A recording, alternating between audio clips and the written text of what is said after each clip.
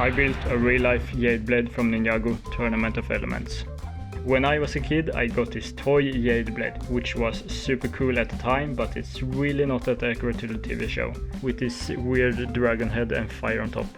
And with all the other Ninjago projects I have built and is planning on building, I think it's finally time to give this thing a bit of an upgrade. So let's make the Jade blade. First I need a 3D model, so I jumped straight into Blender where I copied the nunchucks of lightning handle and changed up some things to make the handle of the Jade blade. Then I just drew the outline of the blade itself. And with that, it's time to print. Just like I did with the elemental blade, I'm planning on making the blade part out of acrylic glass to make it somewhat transparent. Oh, okay.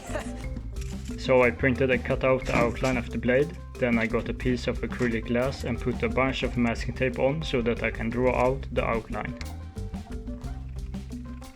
And with the outline in place, it's time to cut out the blade. I carefully followed the outline and cut from a bunch of different angles to follow the shape of the blade as best as I could. Once the piece was partly cut out, it needed a bit of drilling so I could get in and cut the shapes inside the blade. Because of how small all these shapes in the blade are, I need to drill a good amount of holes to really be able to cut them all out. With the holes drilled, I could carefully cut out all the inside shapes, and then of course cut out the rest of the blade. I had to spin around the piece a ton to be able to cut out all the different sizes and shapes of the blade, but it turned out great. Whoa! And it was really satisfying to remove all the tape and plastic of the finished blade to see the clear acrylic. But now it's time to 3D print the rest. If you want to 3D print your own Jade blade, you can get a 3D model with the link up in the corner. It does really help support the channel. With all the parts printed, I just removed a tiny bit of support from the dragon heads before it's time to cut some popsicle sticks. With all the parts here, I could measure and cut some popsicle sticks that will help hold it all together. The popsicle sticks will be of great help to line up all the different parts and make sure the blade is strong enough. And with those cut, it's time to sand all the parts. I started sanding with some really rough sandpaper to get rid of most of the print lines. Then I continued with some smoother sandpaper to really get the models as smooth as possible. I have sanded this dragon head shape a good number of times at this point on all the different Ninjago weapons I made over the last year. I could get used to this. So I got it sanded quite fast. When all the pieces were sanded, I got some filler as usual, because I want to make sure that the parts are extra smooth before painting. So while I wait for the filler to dry, I got the blade part and started sanding all the edges so that I don't cut myself on it. I used the finest sandpaper I had to just sand every edge on the blade down a tiny bit to make it a bit smoother and look a bit nicer. It was a bit tricky to sand all the inside edges of the blade, but I managed to sand pretty much every detail in the end. And now the filler should have dried, so I got all the 3D printed parts and sanded those one last time before it's time to paint. And after a bit of sanding, they were all super smooth and ready for paint. Good. The 3 parts are going to be painted in a few different colors, so that's why I decided to paint them before gluing it all together. First up is a layer of primer. Then when that had dried, I got some masking tape and put that over the circle on the handle, because that will be painted in another color later. And with the masking tape on, it's time for the usual gold paint. And for the dragon head pieces, I got some white paint, which you will see why later. And a day or so later, everything had dried, so it's time to glue it all together.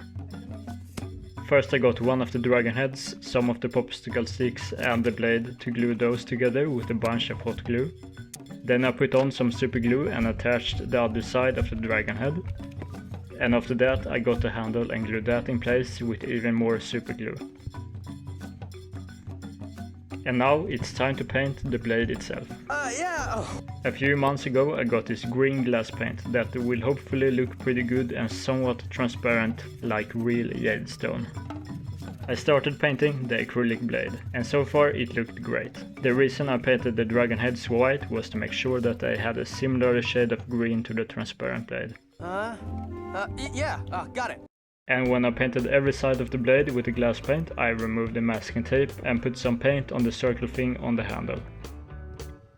And then once the glass paint had dried, I got another shade of green paint that I used to give some more texture to the blade as well as highlighting some of the edges. It really made the blade look a lot better with that extra detail. To finish off the blade, I got some of the red glass paint I had left over from the Elemental blade and painted the circles on both sides of the dragon head. And with that, the Jade blade is complete. Behold, a Jade blade! So, you know it's time for a cool montage. Welcome to the Tournament of Elements! Only one can remain. Behold, a Jade blade! Here it represents life. Obtain it, move on. Allow your opponent to take it. Loser!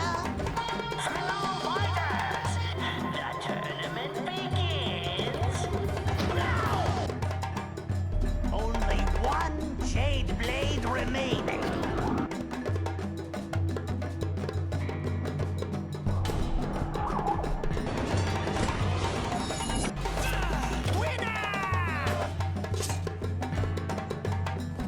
Master of Fire moves on. That was really cool. I got some real nostalgia from when Tournament of Elements came out. Those were my first Ninjago sets, so to see the Jade blade and be able to play out a Tournament of Elements inspired scene was awesome. The Jade blade is such an upgrade from the one I had as a kid. I'm really happy with how it turned out, even though it broke 2 times while filming that montage. Luckily I managed to glue it back together. Now with the Jade blade done, the next project up is the golden ninja suit, and then the Techno blade and Overlord costume. So be sure to subscribe because you don't want to miss that. And for another cool project like this, you can check out how I made the Kai ninja suit right here.